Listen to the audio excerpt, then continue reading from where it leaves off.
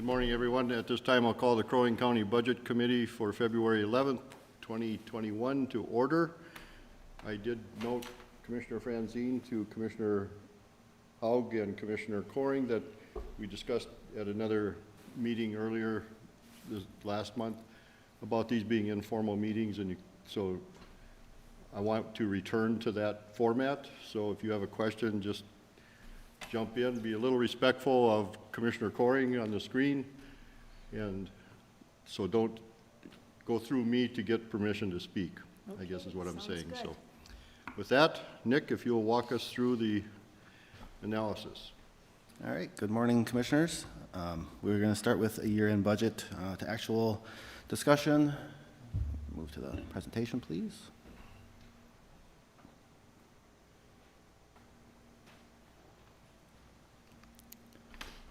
We're going to do a high-level divisional budget to actual performance variance analysis, discuss a little bit about the levy fund and their fund balances, the resulting available fund balance based on how we perform this year, and then we'll go a little bit into the non-levy funds as well, just to look at their fund balances too. Starting out with divisional budget to actuals. On the screen is Fund 1. This is our general fund. This consists of governance services, admin services, sheriff's office. One second, Can you Nick. hold on just a second? 1 second.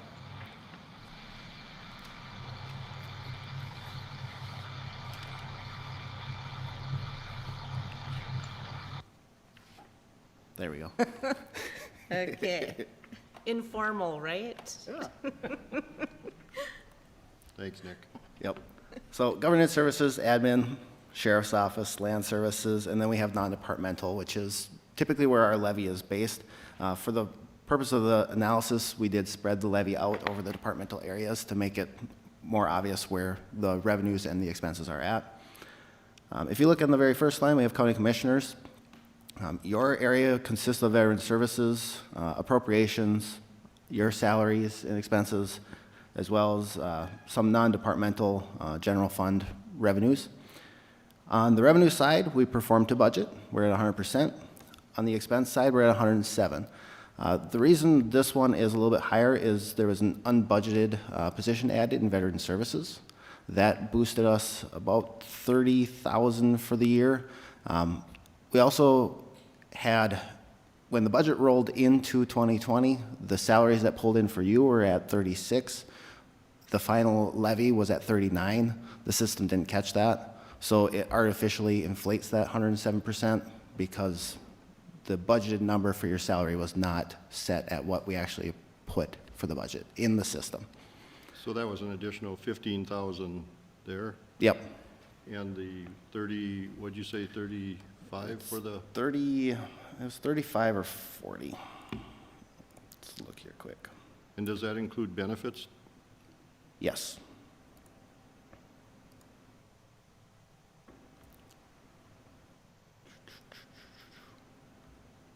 Personnel services as a whole were about 178,000. So it was the additional positions in VSO as well as the variance between what we set for your budgeted salaries in the levy itself versus what was in the munis system. Okay, but that only comes to about 50. Can you explain the other 38,000 that is the difference? Let's dig a little deeper.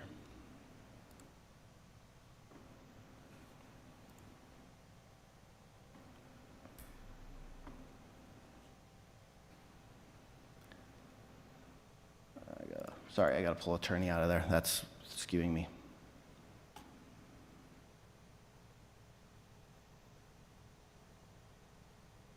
Pulling attorney out, we're down to 66.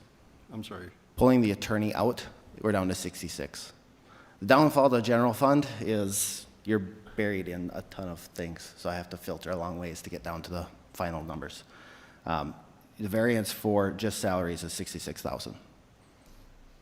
And that's the combination of that VSO position and the variance in your salaries. So that's 66, but we're still 22. 22,000 in active insurance Okay. on top of that.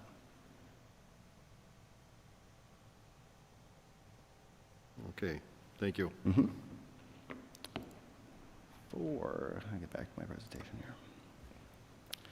For the administrators side, we were at 99% on revenues, 99% on expenses, stayed well within budget there.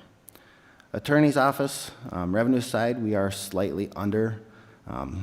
It's just more or less timing. We talked in December and January about how our tax collections were not to what we expected for the end of 2020. The reason for that is there was fiscal disparities that were not entered into the tax system in time for settlement itself. They came in late November, early December. So those actually hit us in 2021 in January. So if we back those into 2020, our revenues are right on par with where we should be. And you'll notice that as we go through a number of these that they're at that 93 to 95%. Our tax collections for 2021 were at 95%. Normally we sit about 97, 98. So the 156 shortfall or difference between the budget and actual would be made up once it's reconciled In January, yep. in January? So Okay. when we get to the end of 2021, we would expect that we're going to see higher tax collection rate for 2021 because we rolled that from 2020 to 2021. Okay. So we should catch up. Attorney's office was another unbudgeted where we had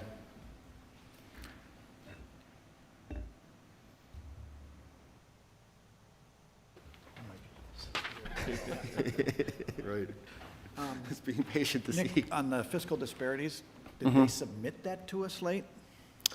It was submitted to us on time. It was not entered into the system Okay. prior. They were having some challenges getting it into the system and reconciled appropriately. We're still struggling with some issues in the tax system. So that's the software issue. The software we've been issue, dealing with yep. all along? Yep. So it wasn't for lack of effort or wanting to do it, it was a software issue? Not that I'm aware. I think there was some delay because they didn't understand Okay, I think there was some delay because they didn't understand the timeliness of when things have to be in that system for it to show up in the reports, and a combination of struggling with the system on top of that. okay.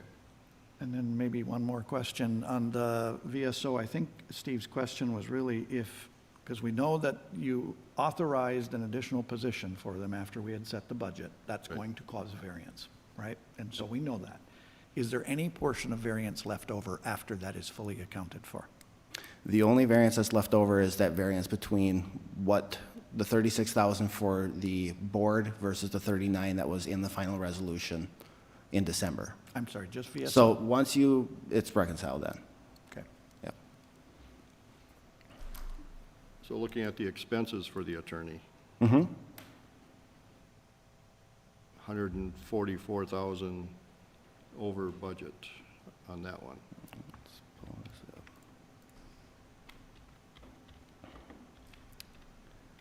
On personnel services alone, there were additional positions added after we budgeted that were approved that totaled 98,000 of that variance. And that is all inclusive of salaries and benefits as well. Along with that, there was 36,000 increase in services and charges. Legal fees were higher than anticipated, but that was offset by some other savings in other areas. But it netted a 36,000 overspend in their services and charges.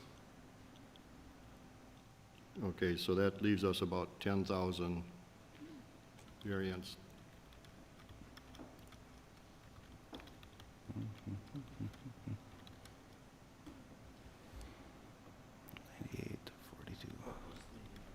Was there a personnel issue you said? We hired some personnel Yeah, Wasn't? authorized, it was authorized. yeah. They were all authorized positions. They just weren't in the budget at the end of 2020. And traditionally, we haven't modified the budget to account for those new positions.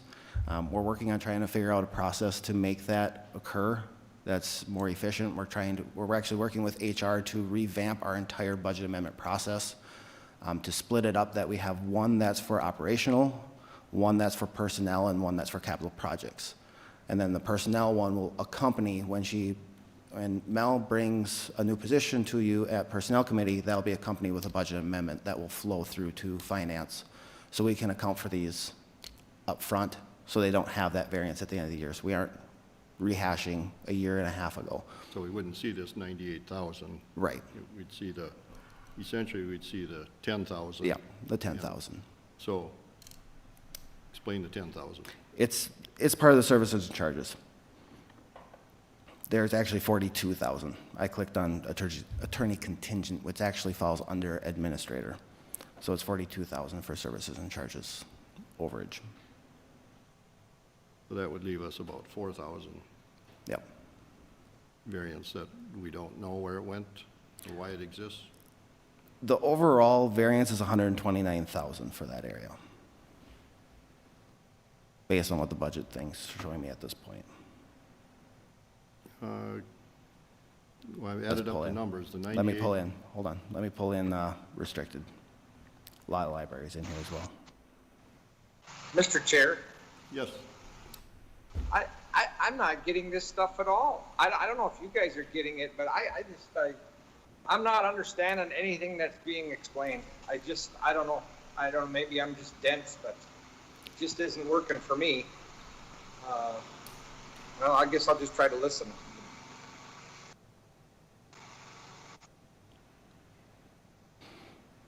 so I think, Paul, your Commissioner Coring, if I can just say, I'm only looking at the two columns, the one that's budgeted and the one that's actual, and we start with revenue and then we jump to expenses, and when there's a difference, trying to sort out why those differences occurred.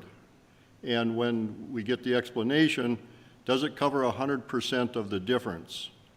And if it doesn't, then that variance becomes questionable, and why does it exist?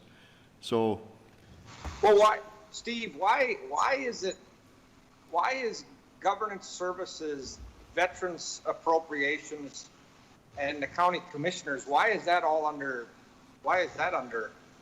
one? I mean, why is the commissioners not broken out? I thought we were under administrative services. You are a part of the overall Fund 1. I chose to put Veteran Services under your purview because it is directly responsible to you. It was just how I consolidated so it was easier to navigate through. All of the accounts listed in here all fall under General Fund, and it's just Fund 1. So I could break out Veteran Services as its own standalone. Why did you decide to change that from what it was in the past when we were broke out separately? Ultimately, the budgetary aspect of that is on the VSO officer to develop, but for you to approve, and it was more that because he was directly underneath your purview that I combined him there. He didn't really fit in under the administrator, attorney. This all started out with a analysis of the senior management team's areas. So this combination was, the Veteran Services isn't directly to an SMT member. They aren't an SMT member, so they got placed underneath the county commissioner aspect because you were the equivalent of an SMT member for the purpose of this analysis. And we can certainly break it out separately for you if you'd like to see the specifics for commissioners versus veteran services, and then we'll put together a brief variance analysis for you. Paul, would you rather see that the VSO broke out as a separate line item? I guess I would like to see it broke out as a separate line item. I mean, to me, I guess I don't get it because the sheriff's department is a department. The highway is a department. The veteran services is a department. So veteran services is no different than any other department. It's just where they're reporting to. They're reporting to the county board. So I don't know why they wouldn't be like a standalone department. I don't know. I guess it would make more sense to me, but I don't know. Whatever you guys want to do, but my preference would have it be, I mean, they're a department unto themselves. Just where they're reporting, who cares? I mean, immaterial to reporting how their budget is performing. Well, we can certainly do that, Paul. Six of one, half a dozen of the other, to me, it'll still be recognized, and that's the important part. And if there's questions, we can raise them. Yep, and I'll pull that and I can send that after the meeting. So going back to the attorney, and we're So still... attorney, when you combine in their restricted funds, it finishes out that entire piece. And let me get back to that sheet. With their restricted funds in there, it's 48,000 variance in services and charges. And that all still stems from legal fees. That is 62,000 over budget, which is offset by a few others, but that is the primary driver. So combined, it's 144 when you factor all aspects of their funds together. Slow down, Nick. So we got 98 in salaries, Yep, and then we have 48 in those others. services and So that charges. comes out to 146, not 144. There's, So now we're going in the other direction, Which one are you referring to? under the attorney expenses. so in supplies and materials, there's a 2,000 positive. I'm not trying to get into every nitty piece. Yep. But there's a 2,000 positive variance on the supplies and materials aspect for them. That offsets that, that gets us to the 144. Okay, okay.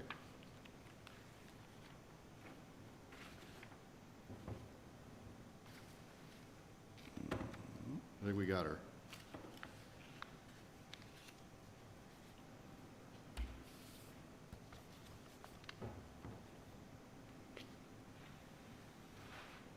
Ready to move on? Okay. Admin services, this is facilities, finance, elections, county extension, IT, and human resources.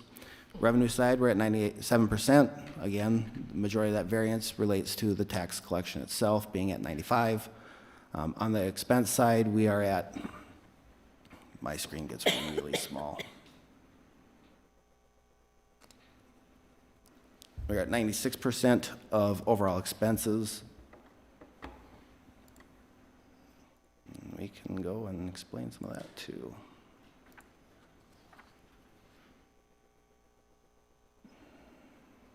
Yes.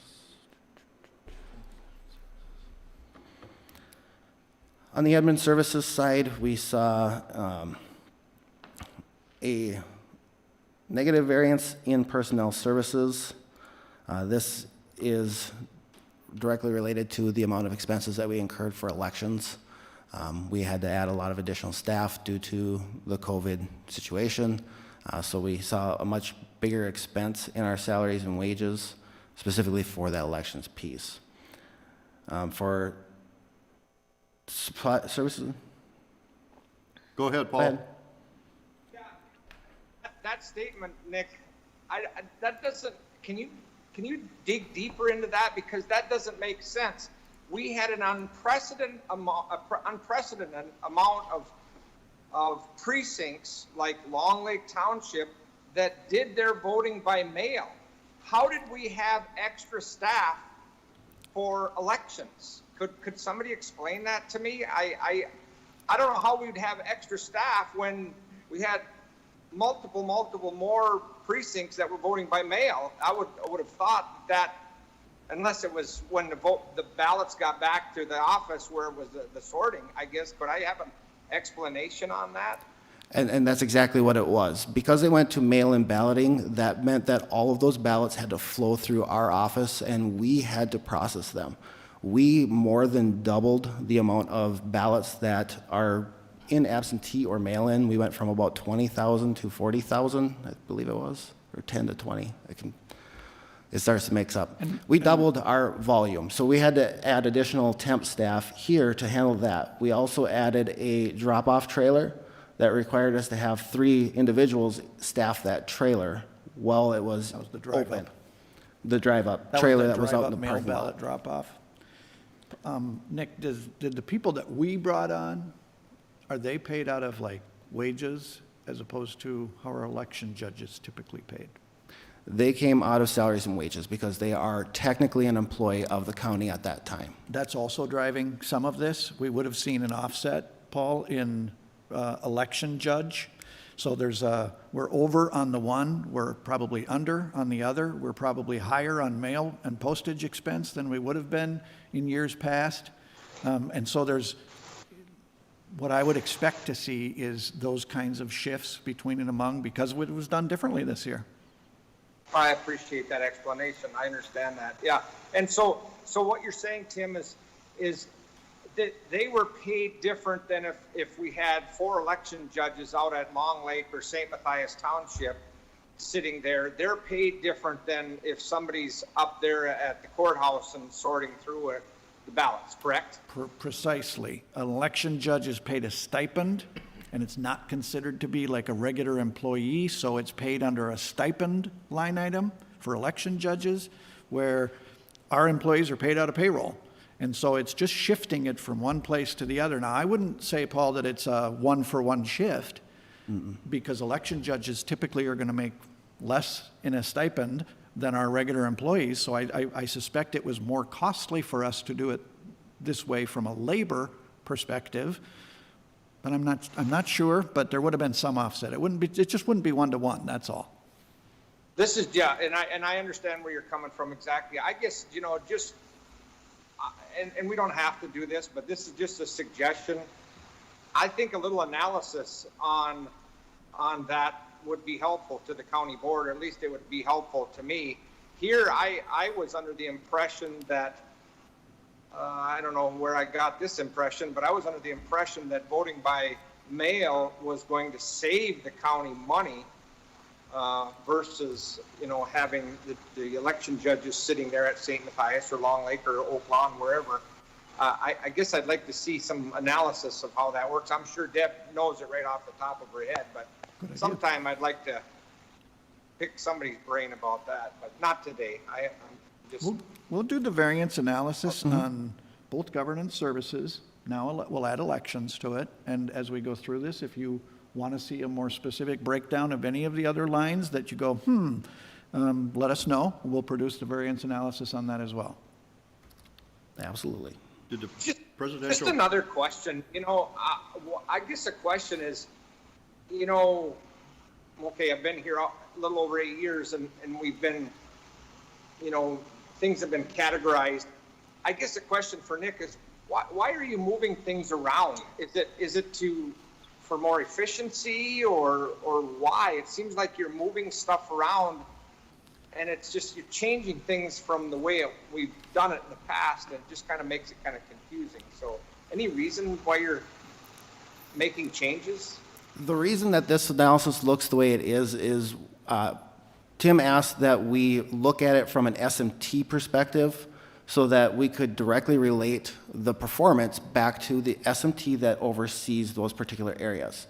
This analysis is based on that same perspective of looking at not only what falls into the general fund, but breaking it down by SMT member area so that you have a better understanding of what the SMT member can directly control or work on. And veteran services used to be, as we all know, in community services in that bucket. And so it got moved to governance services a long time ago when we made that change. And so I think it might have been, you might not have seen it lumped together with county commissioner in governance services, but it's been in that bucket since we moved it there. It didn't fit in any of the other buckets, and we didn't want to create a separate bucket just for such a small department. And since they reported directly to you guys, that's where it was put. But that's been that way for a while. So just one more thing, Steve. So the way you just explained it, Nick, and I'm not trying to pick on you, but it almost sounded like you're crafting it so that it better fits the needs of the SMT. That isn't the way it works. You're reporting to the county board. It almost sounds like you're crafting it so that it's for the SMT. Am I reading this wrong? Tim, maybe you can help me. What I think we probably need to come up with is, what are the standard reports that you want to see, and how often do you want to see them? Whether it's monthly budget report, quarterly budget report, what's the variance that you'd like to see? we probably should get to where it's a standardized set. You guys tell us what your needs are, we'll try to put that together. So how about if I work with Nick and Debbie to see if we can't come up with a proposed, here's what we think it should be. And we'll give that to you, have a discussion about that. If it's on the mark, great. If it's off the mark, you'll let us know. We'll make course corrections accordingly. But I'd like to see this get to where your needs are being met in the way that you would like them to be met on a regular basis. So you start to see the same format. I think that's probably what we're suffering from today is it's a slightly different format. The numbers are there, and we can talk about any of them, but to the extent that the format is impairing your understanding of it, let's see if we can't get additional clarity for you guys. Okay. I agree with that. I don't know, I think I saw, Paul, you were shaking your head yes, so I think that's a good approach. Nick, just back on that issue of elections just for a second, did the presidential primary also add some cost to this line? Yes, that would have added additional costs as well because was we the had first regular time temp that staff was for ever that as held. well. Yep. Early like that? Yeah, Irrespective of the 92 normal or primary 91 process. was the last time that was done, so it's been quite a while since Long time. we've had to deal with that. That would have been part of it as well. Okay. And that'll show up when we do the elections variance analysis, we'll tease out those different causes. Because there's some that go one way, there's some that go the other, and then what's the net? Paul, are you waving at us, or was that John Ward walking by? You're muted. No, it was John doing a power walk by. You should come and say hi. And then in admin services, to kind of round out that whole conversation, services and charges were about 315,000 under budget. We saw some savings in expenses within the facilities area, specifically because we had less staff in the buildings. We were able to control some costs there. We also saw some savings that are in consulting services, and I'll have to dig into that one a little bit more of why that one is where it is, because I think that should have been applied elsewhere. We saw savings in machinery, equipment, and software service. A good portion of that is because we were able to offset a bunch of expenses with CARES Act dollars. We were able to purchase equipment that was necessary for the response to stay at home. That helped us offset some of the planned costs that we would have had in that area. Building repair and maintenance services, again, because we had less staff on site, we were able to see some savings there as well. So the overall for that entire section of services and charges was a 315,000 savings, combined with a little bit of an overspend in supplies and materials of $7,000, and then capital outlay being 13,000 under budget. We didn't spend anything in capital outlay. We had 13,000 planned. The variance there is 246 for the 96.49% on the sheet. Any questions on admin services? I'm just impressed, I'll have to say this, personally, looking at that one, and I was thinking about it last night, the fact that with all the election stuff that came about this year, and all the COVID stuff and what was taking place, and you look at the categories under administrative services, and they still came in within budget, and that just really stood out for me when I was looking at it last night, so. There was a lot of hard work in a lot of those departments to get us through, Yes. especially, looking at IT being in there. They put in a lot of effort to get us through this with minimal cost impact. Right. I would have thought it would have been maybe a little overspending in that area when you think of IT and facilities and the election process, so.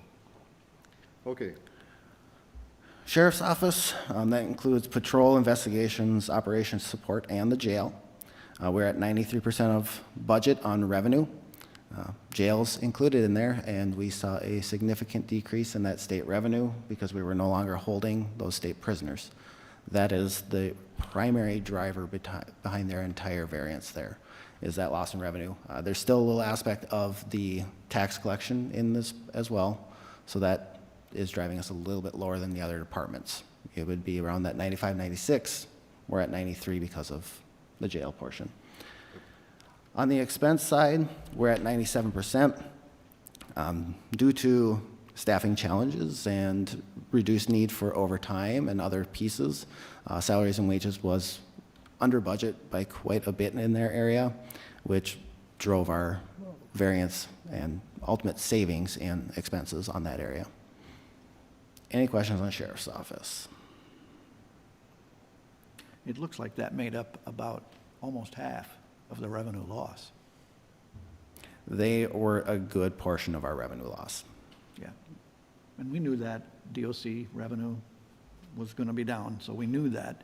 I'm just pleased to see that about half of it is offset on the expense side. Yep. Land Services, that includes their customer service area, their environmental and their assessment portions. For this area, they were at 106% on revenues. And let me pull them up so we can go through them. We had an excellent land sale this year, and you guys have gotten the reports on that in the past. And so then on the expense side, we were opportunistic, but trying to hold down the CIP for 2021. You may recall, we bought squad cars out of there. And so we're also seeing, because the revenue was so substantially over budget, we were a little opportunistic on the expense side as well. And so you are seeing both of them over a little bit, but I think that's the primary driver. That accompanied with recorder's fees. With the amount of people that were refinancing, we outperformed on recorder's fees by about $271,000 for the year. How much? $271,000 for the year. So there were so many people coming through doing their recording of their document or their property transactions. We saw a significant increase in fees there. I would also guess we're up on environmental services permit fees, Yep. because that volume has been going kind of crazy too. And that has to be up, yeah. Yeah, charges for services for the department were up $121,000. So accompanied with that, we saw an increase in regular salaries of $158,000. There is some savings in this area. Overall personnel savings or personnel services overspent by $106,000.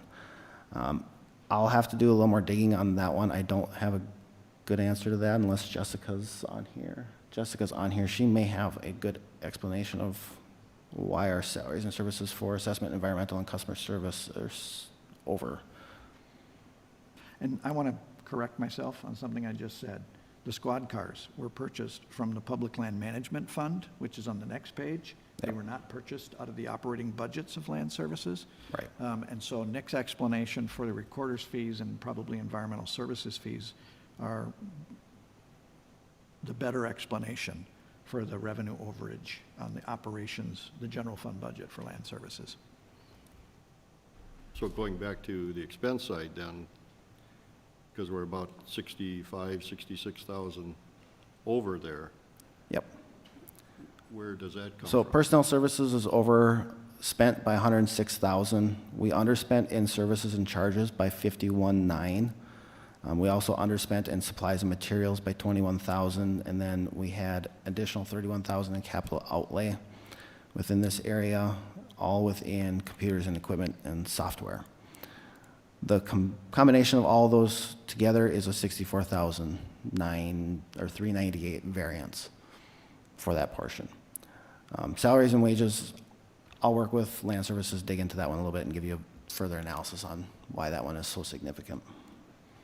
Okay. And I see Jessica's on there, but I know she was having struggles with her mic yesterday when we were on a call, so I'm guessing she's at that point. I'm here, Nick. Hey. I don't have a dollar for dollar explanation on that variance right now because I'm just seeing these numbers for the first time right now. Part of that, I believe, could be the addition of the assessment specialist before we had the retirement, so there was some overlap there. I don't know if that makes up for the whole difference, so I don't believe so. We'll do the analysis. We'll do the variance analysis on it and produce that one as well. Okay.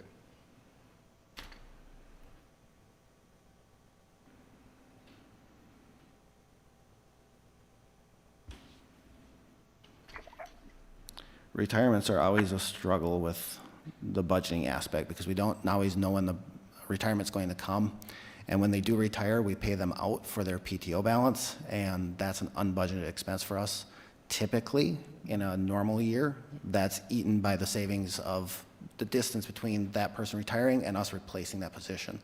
So there's a good chance, because we did have so much overlap in trying to keep these positions occupied and continue going forward, make sure training's in place, that some of that has a play in this as well. And one more thing, Nick, on our publications, from our delinquent tax publications was like 30-ish thousand more than planned, just because we had a higher volume of delinquents because we did not send letters out at the end of 2019. So it made our 2020 publication costs higher. Our delinquents were, I think, almost double what they normally were, so we spent a lot more money in publishing and in communicating that these people were delinquent. So there were additional costs there as well. And Jessica, if I'm correct, we're going back to the courtesy notices, correct? Correct. Those have been, I believe. Gary is on here as well. Cool. Yeah, we executed on those this year. We're doing double. And another reason I believe, Nick, is we had still an unexpected increase in enforcement action. So our attorney's fees are still quite a bit higher too.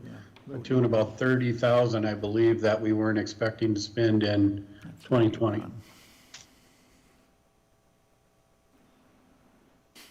Of all of our areas, I think this is where we saw the largest negative impact from COVID. We saw the delinquencies, we saw additional expenses from that, with the interest rates going down because of all of the stuff that was going on and people buying homes and doing all that. It just continued to drive all those variances on both sides of the ledger there. We actually have a pretty decent indication of how well those courtesy notices work. We didn't do them in 20 because of COVID and trying to get stuff out the door. And we saw delinquencies go up, publication costs go up.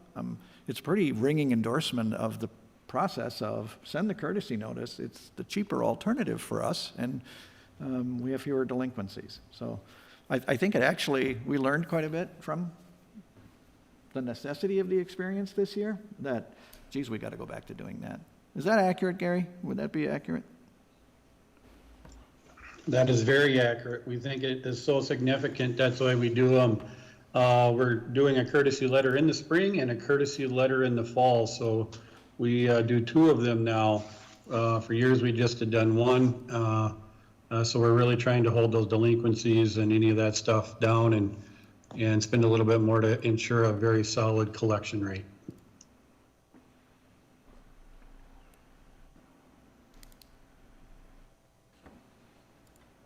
All right, any further questions on land services? I think we're good. Okay. Are we even still on our presentation? Next on our list is non-departmental. This is everything else that falls under Fund 1 that isn't directly assigned to a particular department. Expected revenues for non-departmental were just over $3 million. We pulled in $3.3 million. That is the delinquent tax collections that have occurred don't fall under our spread of the levy itself. That is the portion of delinquent taxes that we collected, drove that additional approximately 300,000 in growth in revenue there. On the expense side, the variance is $3,000, fairly minuscule. It falls under services and charges for our non-departmental professional and technical fees. I don't have a in-depth of what that exact expense was, but it was $3,000, so fairly minimal. And then one of the big things that helps us with Fund 1 is the CARES Act dollars.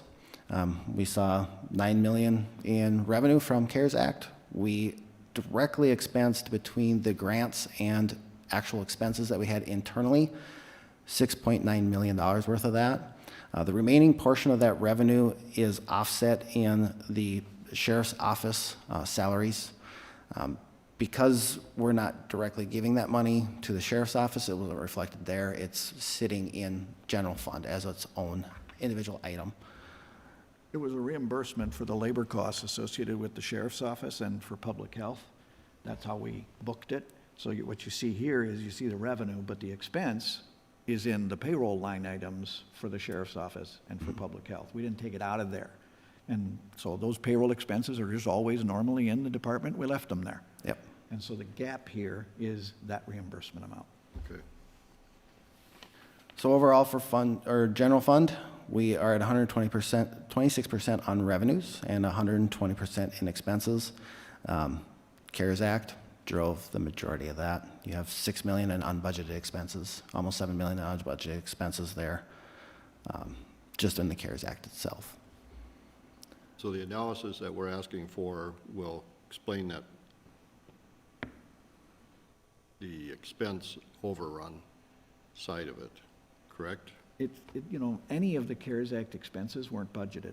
Okay, And so it's all a budget overrun. And so that's why it was accounted for in one bucket as if it were a budget. And so here's the revenue we got, here's the specific COVID expenses that we booked against it. The only thing we didn't put into that bucket was the payroll expenses because they're routinely and customarily in the departmental budget. So we just left them there. So we can do the variance analysis on this particular bucket. You will be left with, it's all over budget. right. The revenues and the expenses. I think the message here is that in the end, Fund 1 is sort of like this. It's balanced. Yeah, excluding the CARES Act, it is in balance with where we should be. Throwing the CARES Act in there, it assisted us pretty well for this year.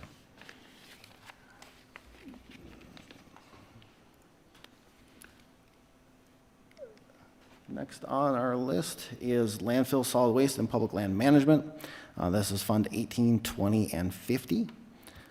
Combined for landfill and solid waste, which also includes our environmental trust, we were at 105% in revenues. Primary driver there is fees. And then 84% of our expected budget for expenses.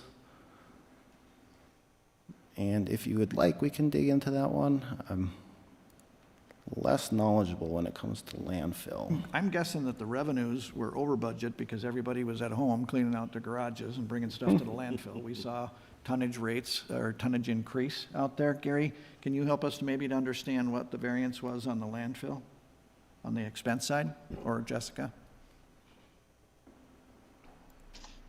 Yes, I can explain it a little bit. You're correct there on the revenue side. We just had a much higher volume in almost all areas out there, our free programs, and of course, just with waste, recycling, everything was a higher volume. And then on the expense side, a portion of that, again, I don't know the exact dollar amount variance, but a portion of that is our construction out there.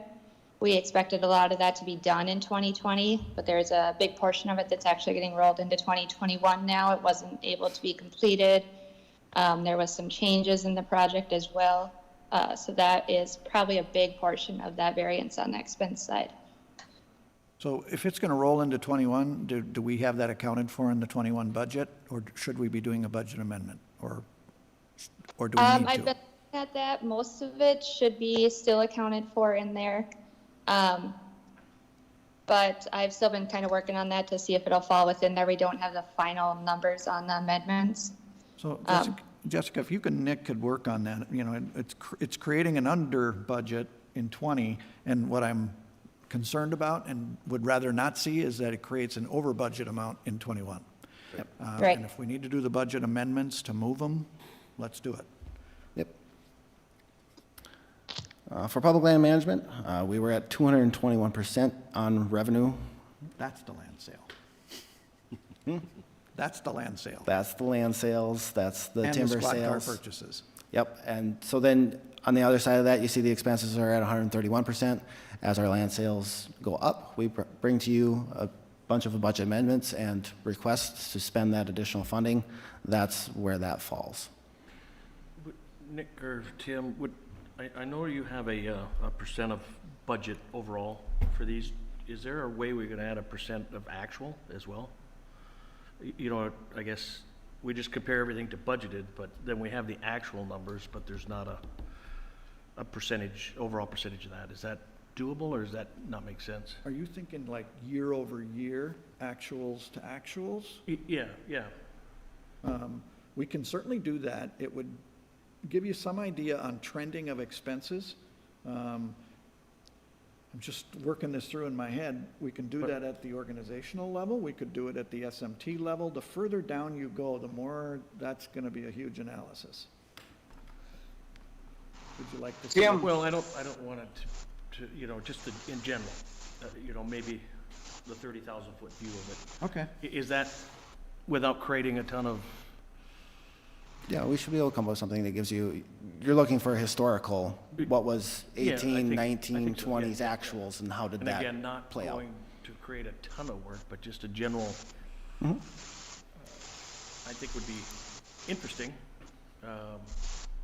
maybe helpful too. You'd see the volatility, for instance, in the highway department. Right. That our, you know, we try to budget as best we can for when those road projects are going to actually get done, but it's a guess, and sometimes we don't get it right.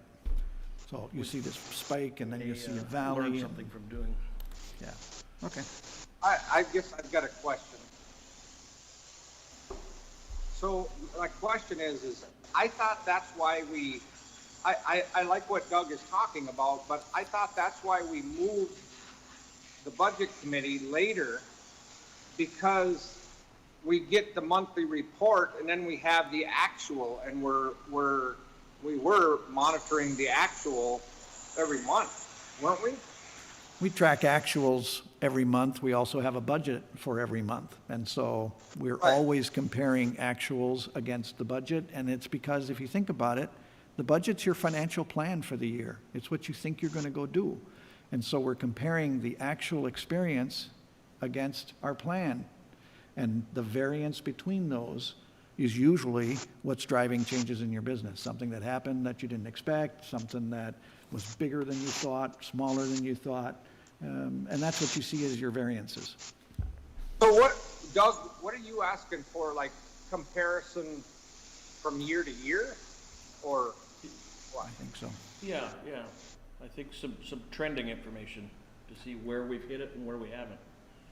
Yep, so what I'm hearing is budget to actual, which you should still do. That's important. Yes. Yeah, yeah. But I think what Doug is saying is, can we at a very high level look at expense trending? That's the actuals. We could also look at the actuals on the revenue side. Right. And just to see the trending there. Well, it's probably going to be at this point, if this meets with your desires, we're going to give you basically one number for a couple of years by these SMT levels, by these SMT areas. Yeah. If that's and that- okay? That's all. All So we it's need. pretty We don't high need to level. Go down any lower than that, I don't believe so. How many years back would you like the comparison? Well, 1 or 2 or 3? what, like 19, 20 might be a good start. Okay. And if it raises any questions, we could maybe then go back another, but I think that's would be some valuable information, I think, for us. Okay. And that's something we can definitely put together. We are also looking at a budget management system as well, that at least the ones we're currently looking at would give you that historical analysis too, that gives you charting for the last, whatever we can put in the system. Munis starts in 2015, so it would start in 2015. We're not sure if we're gonna move forward with that yet, but if we move to that, expect to see some better reporting and charting and graphing that comes along with that. Munis is not designed for that side of the world. It's really designed for just accounting.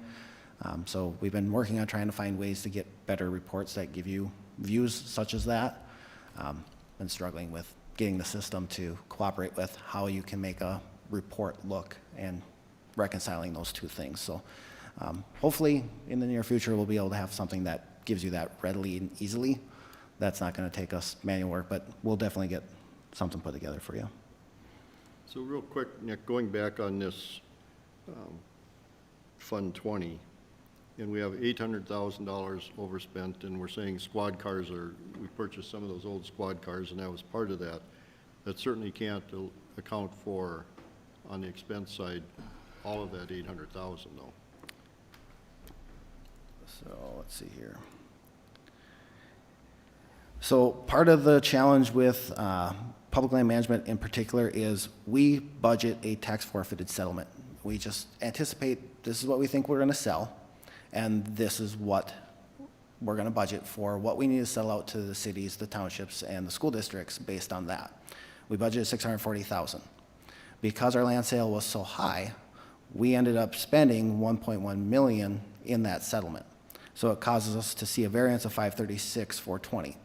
Traditionally, we've done a budget amendment to, I don't want to say hide it, but effectively to meet what the actual expense is going to be. I've always kind of been of the nature that I like to leave this because it shows you where we started and what we expected in the beginning versus where we ended. If we do that budget amendment, when we get to this analysis at this point, you don't see that we had a significantly increased land sale because we do an amendment to the revenue side and to the expense side. So we can go back to that method where we do a budget amendment at the end of the year to reconcile this back to what our actual settlement will be. It just doesn't let us communicate that as easily because hear you that saying- traditionally has been done in kind of the background. What I hear you saying, Nick, is because the land sale was so high, which was unbudgeted at that level, we see Yep. that on the revenue side, that the settlement is also higher than what we budgeted, and Yes. that's what you're seeing on the expense side. Yep. I think the biggest thing there is when we talked about all the new purchases that we're doing out of there, this shows you that we still way outperformed that area because we still had more to settle out to the school districts and the townships and the cities than we actually anticipated having in the beginning. So we still performed very well across the board. And those settlements are fixed numbers. No, they're whatever left at the end of the year after we have paid all of our expenses. But each What? jurisdiction gets a Yep. percentage of the Yes. overall. Yes. And that's all based in statute. Yeah, So okay. it's something that we don't have Schools, control over. Cities, townships, all get a And portion. Can I ask what percentage of that, of the overall piece of pie, what percentage of that goes to the other jurisdictions?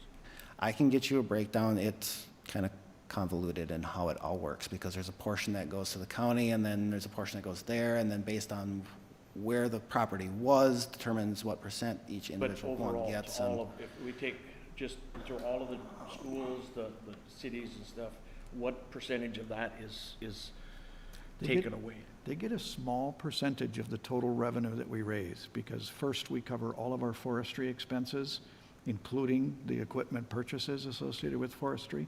So it's kind of like, think about it as, you know, we take the gross revenues that we get from land sales and timber sales, then we subtract all of the forestry expenses that we incur. There are capital purchases, we'll subtract from that. Whatever's left at the end is what's distributed. And so it'll vary from year to Oh, year, okay, all right. largely based on the land sale. This year, we had such a good land sale, and we were trying to do CIP work, and so we did a creative, let's subtract that, which meant there was less to settle. It was still a larger settlement than normal. So it's not the overall, it automatically pulls this out, it's after expenses and then what's left? What's left. And then it's split, Yep. okay, all right. And then, as Nick is saying, once you got that pot, then there's some statutory, the county gets some of that back too. Yep. But it's split based on a formula that we got special legislation for. So that's a challenge to budget, I would it's guess. a very guess. difficult to budget. Yeah. Jessica was quicker than I was to get to this, and she sent it to me in Teams. So 50% of the remaining amount that is unspent, so that 1.17, 50% of that comes to county recreation and to buildings and building improvements. That is set by statute 282.08 in chapter 448. So 588,000 went to county recreation and buildings improvements. The remaining balance, 50%, 40% of that goes to the county's general fund. The schools get 40% of that remaining 50, and then the towns and cities that are the benefiting areas get 20% of that 50. So that's why it's We got- convoluted, but We got special legislation to take the rec fund and the building fund before we settled it out. Okay. That was a long time ago. I think what Doug was looking for, though, was if you had 100% to start with, after you divide all those out, and you get down to that half of a half of a half, what's left for those groups that we disperse to? So is it 3%? Is it? I don't think any of them budget for it. I'm not No. aware of any of them It's not budgeting that for it because sizable amount to it's not that think sizable. Once you start splitting it out, it's not, I mean, the school districts would be more sizable, but then they're also larger organizations. And so it really is not a very significant contribution. I think it's more icing than the cake. Okay. The other struggle they have too is they don't know if the properties we're selling are in their benefiting area, so they may not have any properties sell in their area, and they could budget for it, and So there we don't could sell be some anything. that get nothing, Yeah, if it's not yep. part of their, okay, Ultimately, it's 10%, okay. because they get 20 of the 50, so they get 10%. For the towns and cities, the schools get 20. Budget for. Yeah, of all of the properties that we sold, 117,000 got settled out to townships and cities. when So, you start so splitting am that I out- under, can I ask a question? So is land services, like 225% above budgeted? Is that right? It's not quite Because that of the simple, land Paul. If you go back to the, What? to the previous page, a portion of land services is in the general fund. Recorder's office, environmental services, the assessor's function, that's all in the general fund. And so a portion of land services is accounted for on the previous page, on the bottom, that shows you those areas of land services and how they fared. There, they had 106% on revenues because of the recorders and environmental services revenues were high. They had 101% on the expense side. I don't remember what Jessica said, but Jessica explained what that was. Then on the next page, Paul, where you see landfill, solid waste, public land management, Fund 18, 20, and 50, that's the remaining portions of land services, and we're obligated to have a separate public land management fund. We're obligated to have a separate solid waste fund. So part of it is general fund, part of it is solid waste fund, part of it is public land management fund. And so we're required to break it out that way from an accounting perspective so that county to county to county to county, we're all doing it the same. And when you look at our financial statements, they would make sense. Did that help? Yeah, I think so. I guess I just want to commend land services for, I think in my mind, looking outside of the box, like that discount that we did up in Breezy Point, I actually think that helped. I was there at the campus, the county campus, when they had that land sale, and it was like crazy.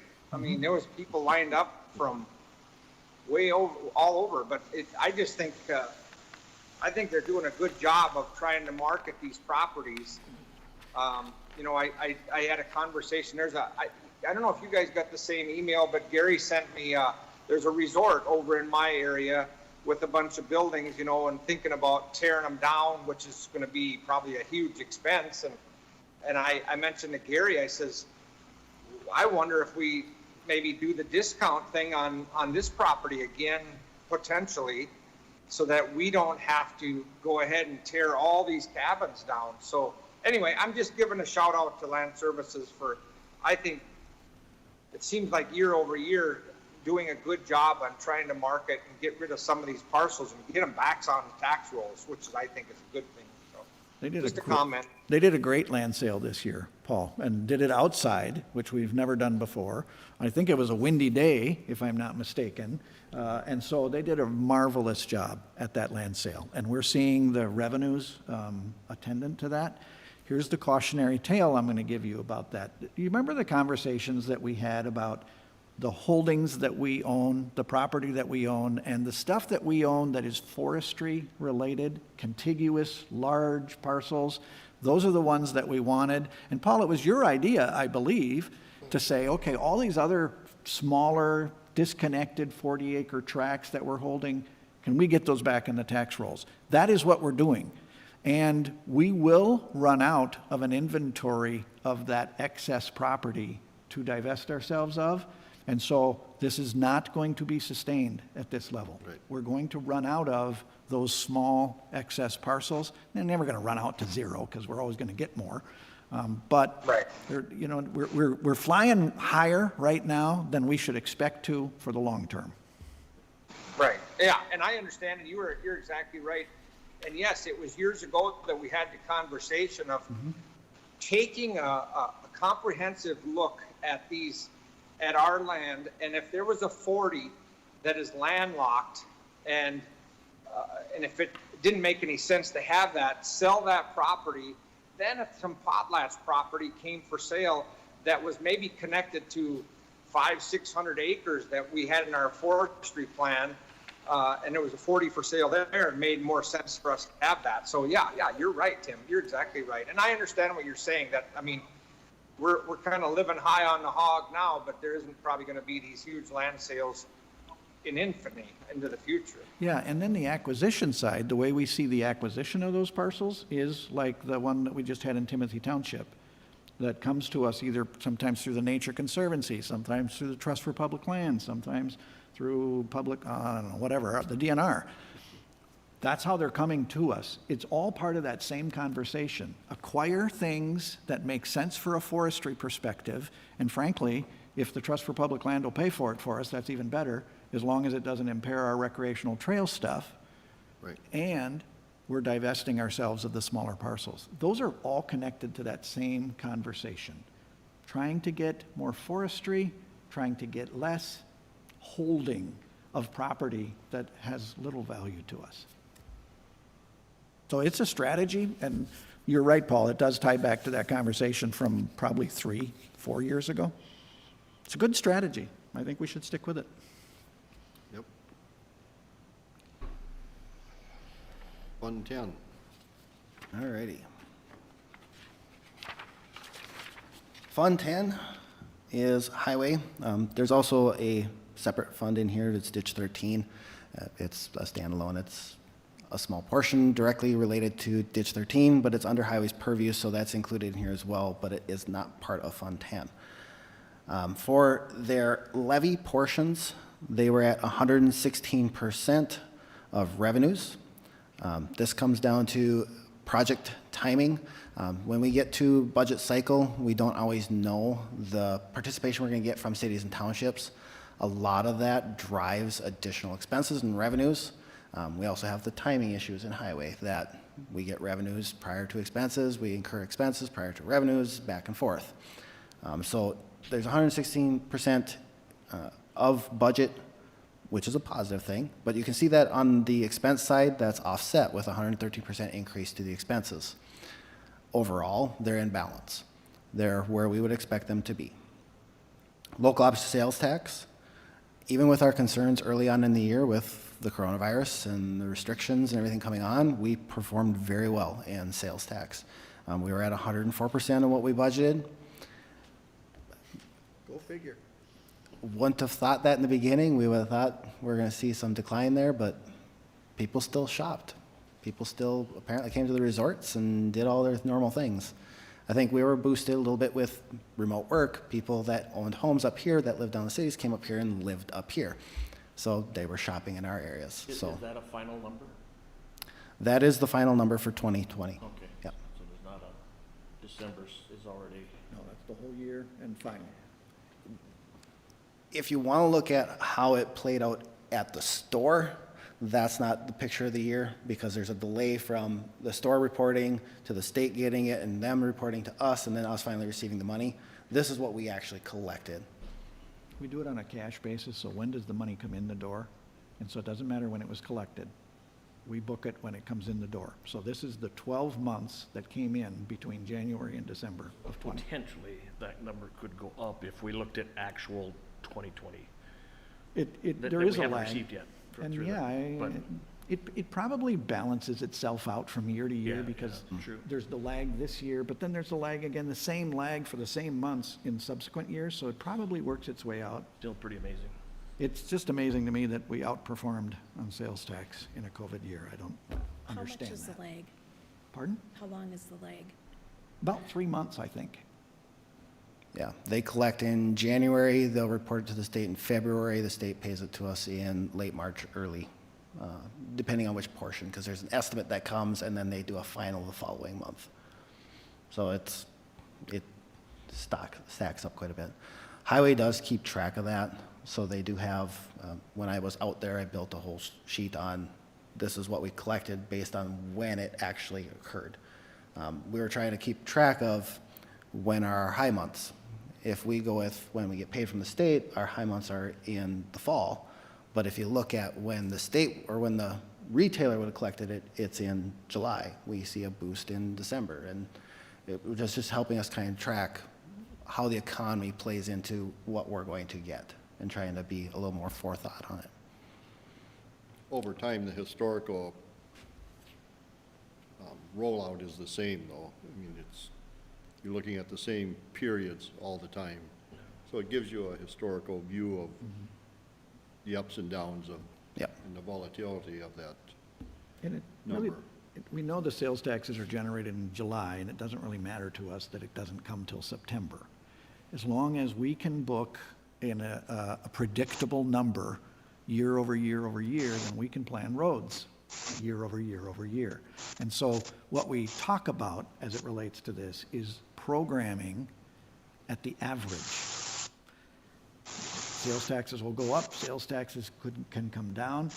I don't want us to budget for the highest revenue, and it doesn't make sense to budget for the lowest revenue. We need to budget for the average. Over time, then, the revenues will equal the expenses.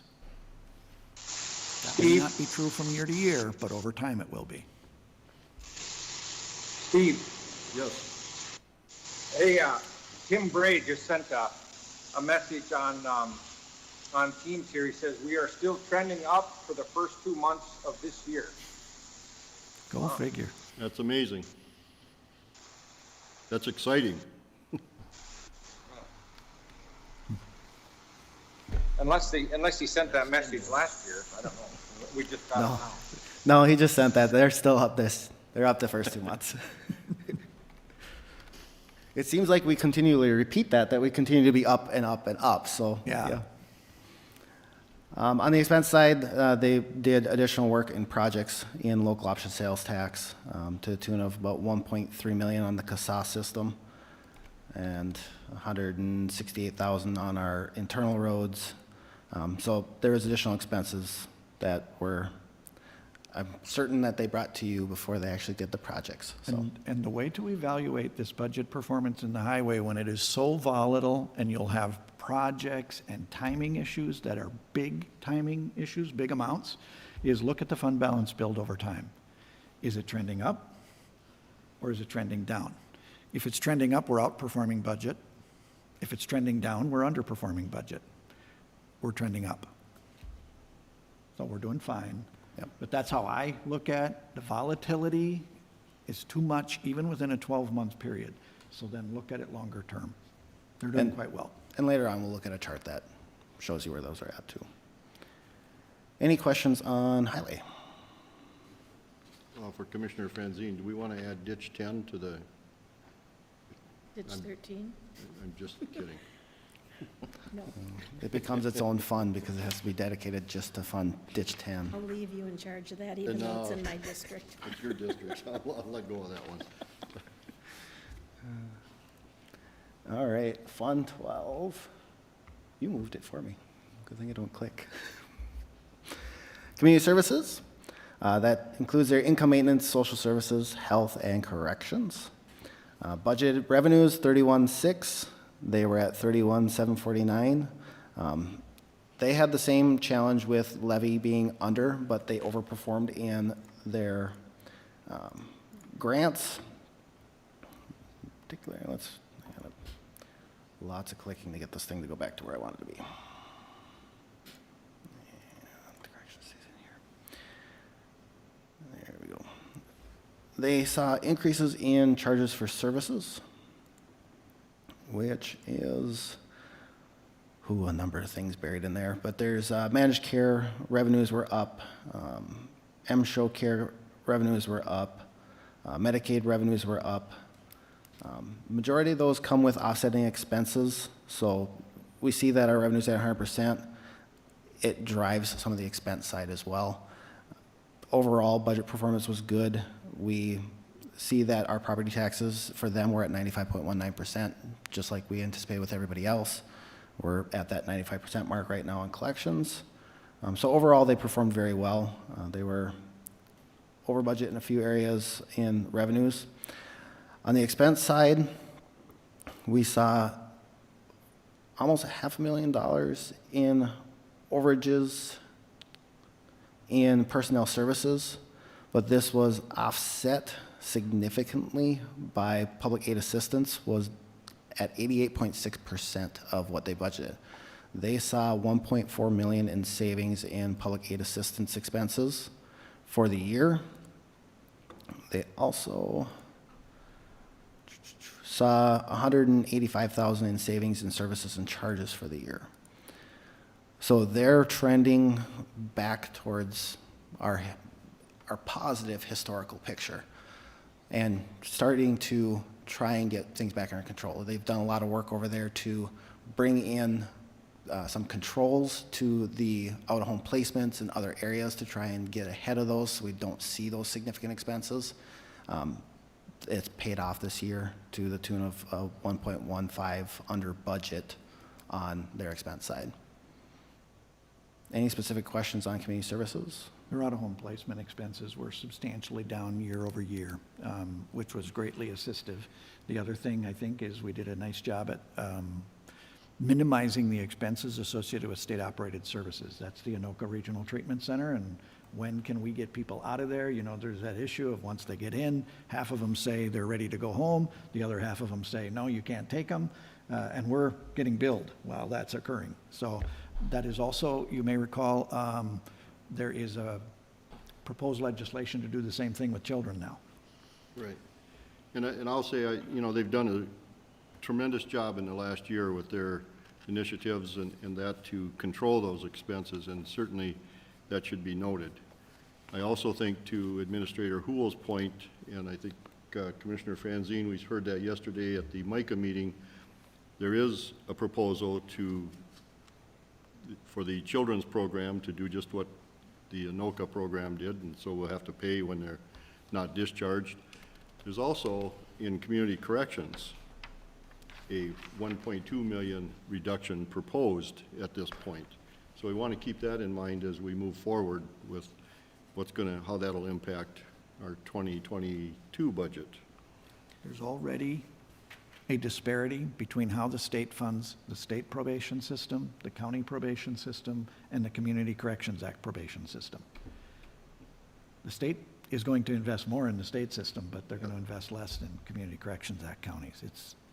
We had been lobbying last year to see an increase in that to help to offset our increased costs and to be on par with the state, and in fact, what got proposed will make it worse. We don't like that. The third thing to be aware of for this coming year is the state is still now trying to claw back those dollars that were misspent at their direction. And I have spoke to several people, and I make the analogy that if we did that at the county level, we have two choices. We can either eat it, or we can raise our levy to get it. But we have to do something, and the state is saying, no, they don't have to do anything because of their mistake. They can go back to the units that did it the way they were instructed to do it and get their money back. That's unfortunate, and that's on the state. That's just simply wrong in my view. I think this will be the second, if not the third, legislative session in which that issue was on the table, and they have not fixed it. We have still not paid that bill, and don't plan to anytime soon. At some point, we might not have a choice. We'll see. Yeah. And if we end up having to pay that, that will drive a budget variance because we have not been budgeting for that. We don't anticipate budgeting for it because we're still holding out that we're not responsible to pay that back. Mm-hmm. So that may come in 21, 22, or hopefully legislation comes through and they go, we're going to eat it. It's enough of my pontificating, and we can move on. All right. Any other questions on Fund 12? Okay, moving on. Fund 43, capital projects. Revenues in this area are up. That is a direct reflection of the land sales. A portion of that money does come into Fund 43, so that drove our variance on the revenue side. On the expense side, we are at 71%. That's a direct reflection of the freeze that you as a board put in place on a number of the projects. We froze that. That is actually a good portion of what's driving our fund balance build in this area and getting us pretty close to where we should be. We still have some anticipated growth here in 2021 to get us to a much better and healthier position in Fund 43, but our performance this year because of that freeze really got us back on the right track with Fund 43. Any questions specific to 43? All right, moving on to fund balances. So budgetary performance drives our fund balances. If you look at the levy-based fund balances, you can see our historical trending. Yep, On these printouts, Dick, they're all black. No, we have to have it in color. we're finance, we save money, we print in black and white. Doesn't save money because then we need to print them ourselves. You gotta print them in color. The system defaults to black and white, and I read them, is. so I know which ones are pretty much Yeah. which. All right, there we go. We can look at the screen. colors up on the screen. Looking across the board, we've trended fairly well this year. Highway, the gray, which is the one that goes up highest in 2019, then comes back down to the second highest in 2020. That is a direct reflection of their fund balance usage from local option sales tax and the little bit of fund balance usage that was planned in their Fund 10. That's going to drive that down. But our historical trending, thanks to local option sales tax, is to continue to see that build. That build is on purpose because we're looking at Ojibwa Road 115 as a future project. That fund balance will need to continue to see some increases to be able to deliver that project. The next one on the list is it's the highest line for most of it, dips down, comes back up. The orange that's up on the screen, that is our general fund. Historically, we've been trending in a negative position across the board for general fund.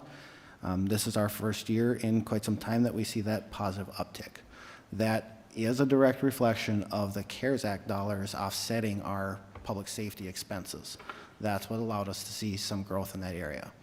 It doesn't, it gets us on the right track, but we still need to see some growth in 22, 21, 23 to get us back to where we need to be based on our own policies for minimum fund balance. Later on, we'll look at, or 2 slides from now, we'll look at a chart that shows what our available fund balance is. So based on what our minimum is, what's actually available for any issues that come out of the sky, and general fund is still below its minimum, so there's a negative available fund balance there. The next one on the list, we'll go with the blue, which is the flattest one, close to that 5 million, then there's the big drop down. That's debt service. That is a planful thing. We paid off that final portion for the buildings here. That will drain that fund balance down to what we need to deliver the remainder on the airport bonds. Eventually, once we are debt-free, that one will be at a 0. That should be in, I think it's 3 years or 4 years now, when that one gets zeroed out. So expected to be at that position. The green, right below the blue, that is the second from the bottom there. That is our capital projects fund. As I said on the last slide, we are trending back up. That is a direct result of the freeze. We do have the plan in place for a build in this area for 2021 as well to try and help us get above our minimums. Our minimum is 2.5 million. We're floating right at that edge. We want to get a little bit more room in there so that we have that flexibility as we see our buildings age and dealing with some of those major issues that come along with older buildings. The yellow is our community services. That's the lowest one on our list. Last year, we did go negative. We did bring that up. Thankfully, to the work that they did over there, we were able to get that to a positive position. We're still quite a ways from our minimum requirements that we have established in our own policies. So we have a ways to go here. And you can look at trending back in 16 to 17, we saw that uptick, and then we went back down again. It's a volatile area that is difficult to keep control over with all of the out-of-home placements and the activities of the public driving a lot of those expenses, as well as the state driving some mandated stuff. But hopefully, based on how we're budgeted, we'll continue to see some fund balance growth here, assuming things stay within what we expect. Any questions on the levy-based side?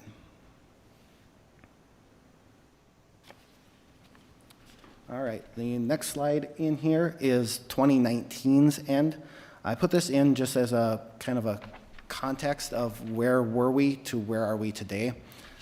General fund was at 11.9 million. We were 2.6 negative available fund balance. Community services was negative 693,000. We had 6.8 million negative available funds in that area. So everything that we had available to us was being spent based on the revenues that we were collecting.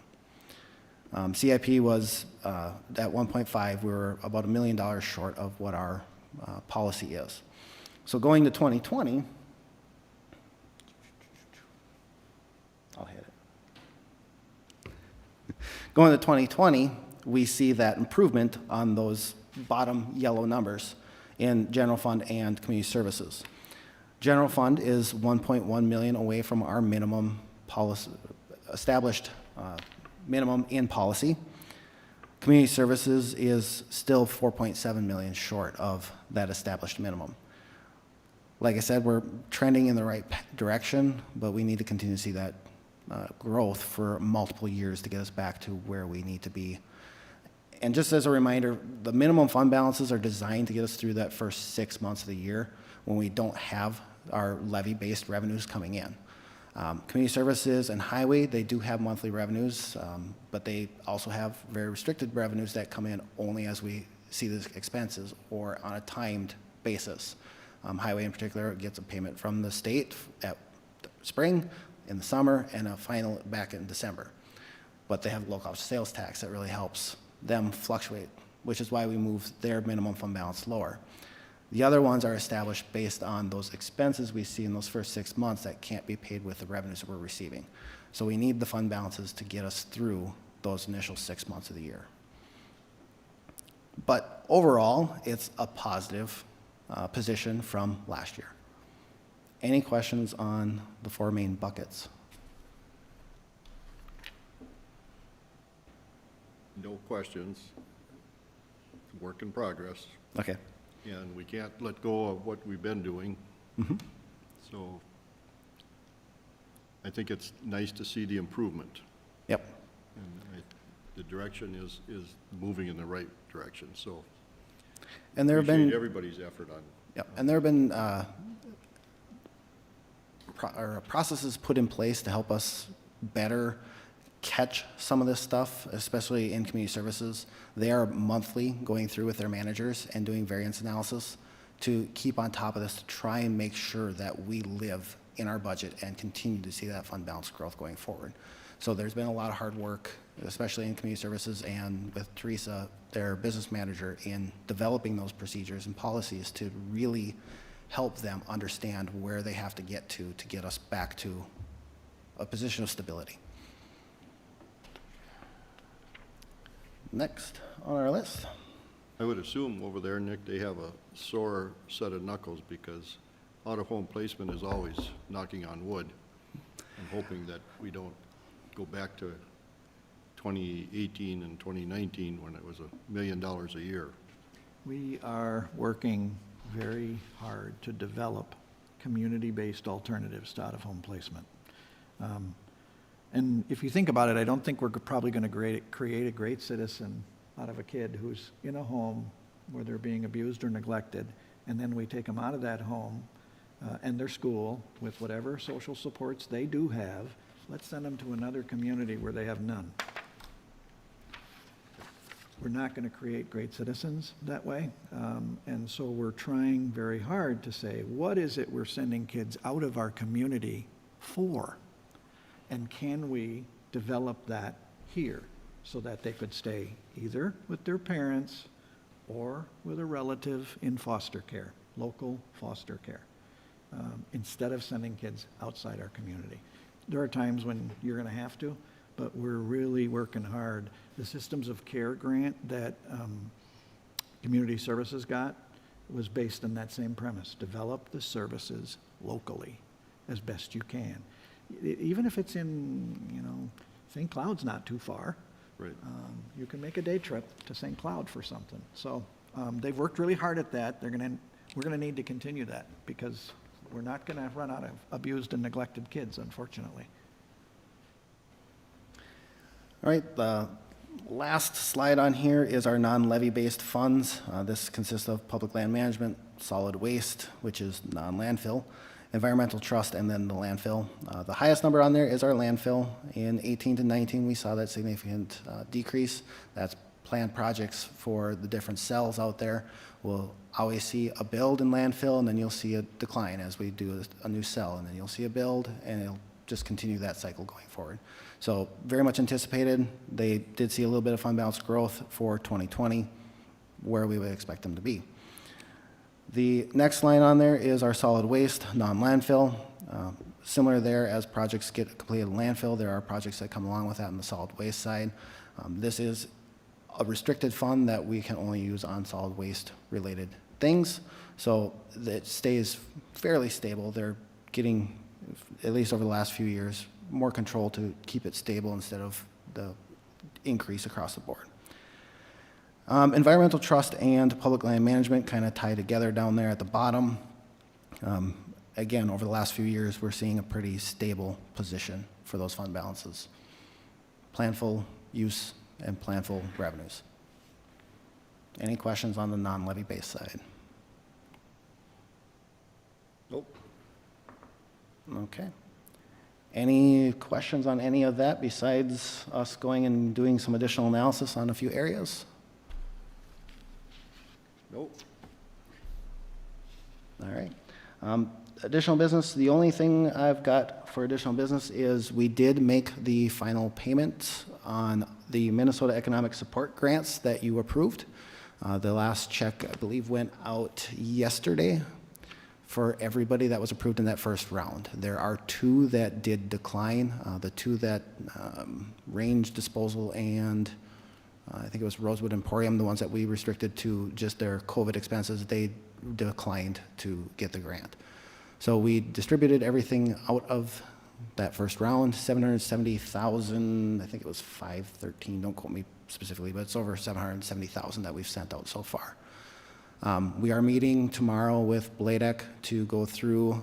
There are 8 additional ones that were discussed in committee that were not on the approval that we have to talk about how to present that to each of you, as well as that third round and getting a final calc on exactly how much each one of those can get in that third round.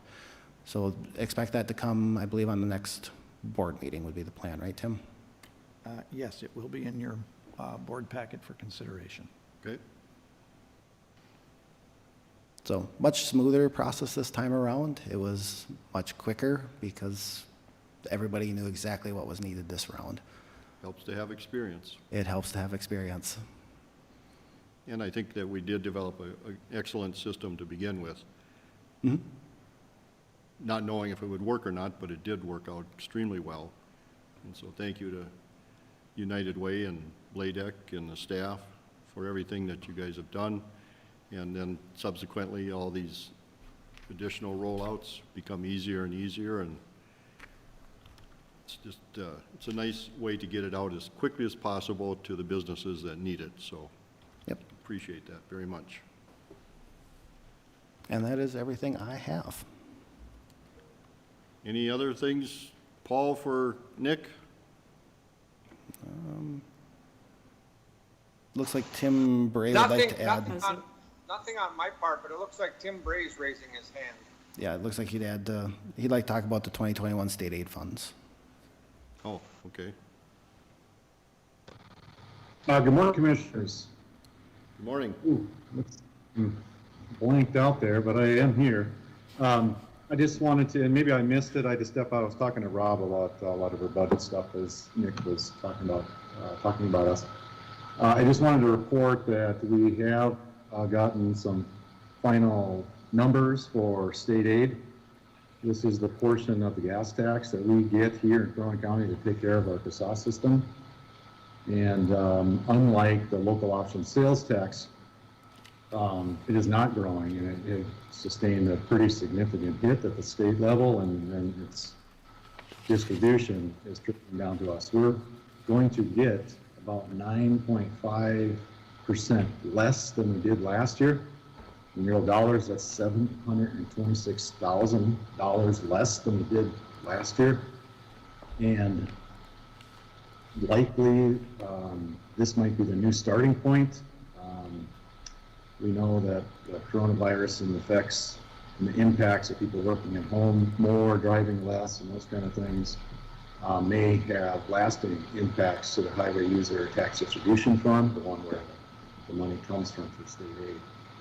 And so we are busy working our 5-year plan.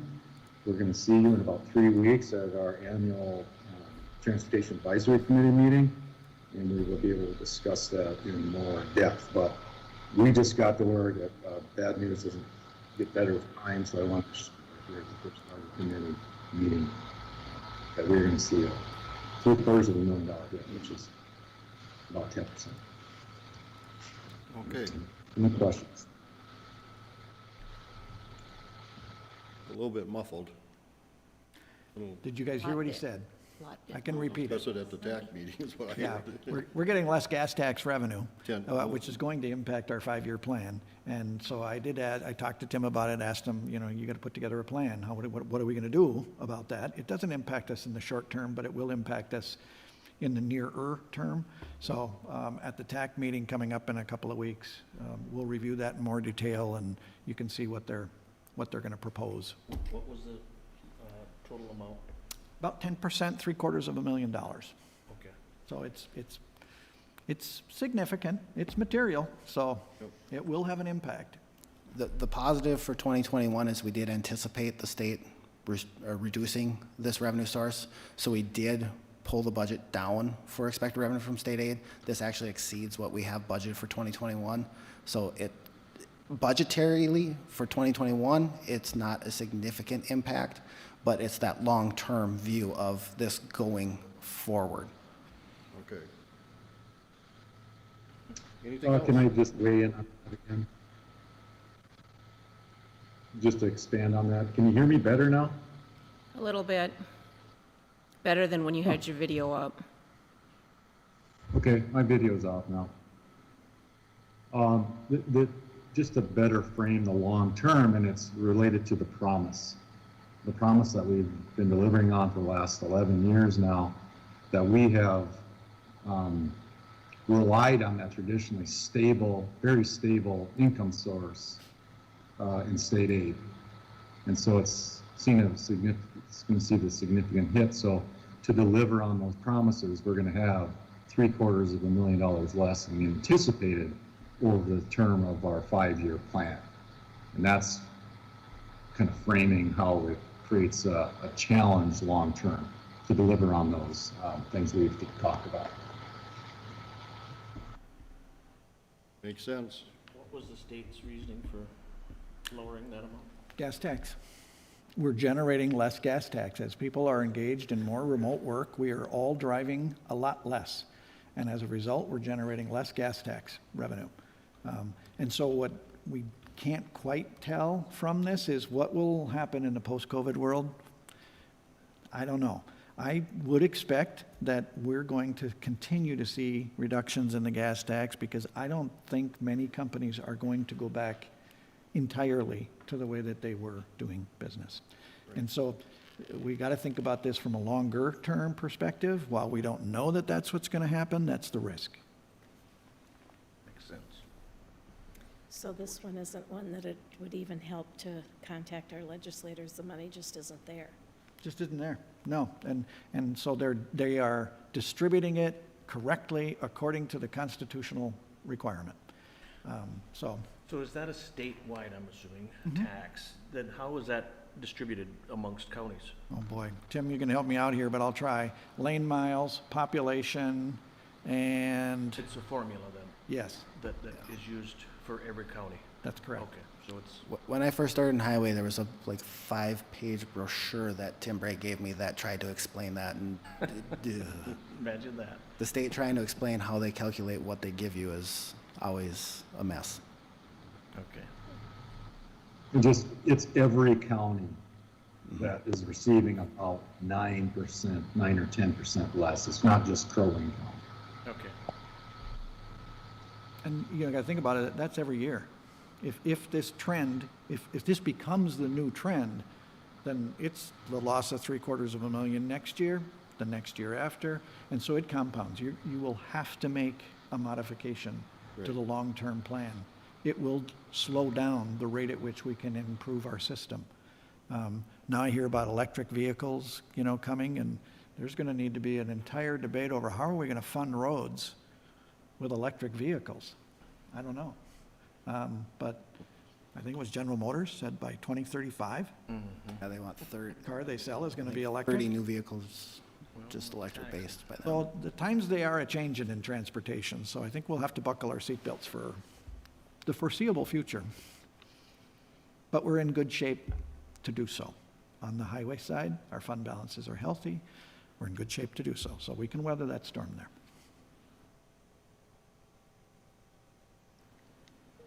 All right, if there's nothing else, we are through with the business for today.